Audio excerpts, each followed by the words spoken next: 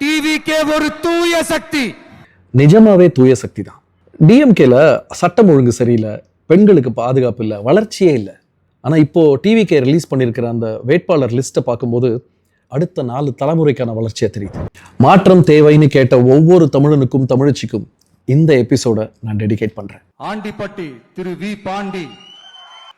ஏலாய் உன்னெல்லாம் ஆம்பளை பார்த்தா ஓசியா பட்டு போனால ஃபர்ஸ்ட் உன்கிட்ட வந்து காலம் ஒளி மாலை நீ பச்சை, நீ ஒரு பச்சத்தே, நீ ஒரு பச்சத்தே லட்சு வேற வச்சு வாயில் வச்சு ஊறி தேனி மாவட்டம் தளபதி விஜய் மக்களுக்கு சார்பாக வேற மாதிரி பண்ணிடுவோம். நானே பார்த்து என்னுடைய வேட்பாளர்களை செலக்ட் பண்ணியிருக்கிறேன். திரு டாக்டர் என் மரியா வில்சன், நிர்வாக குழு உறுப்பினர்.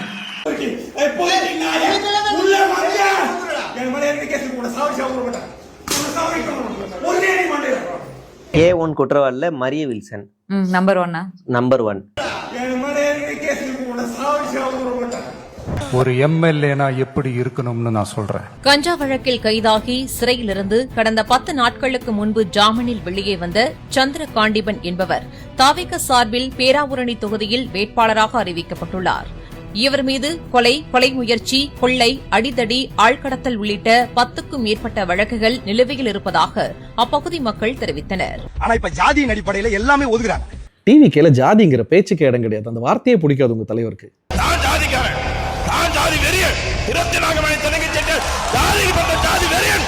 கம்பம் திரு PLA ஜெகநாத் மிஸ்ரா.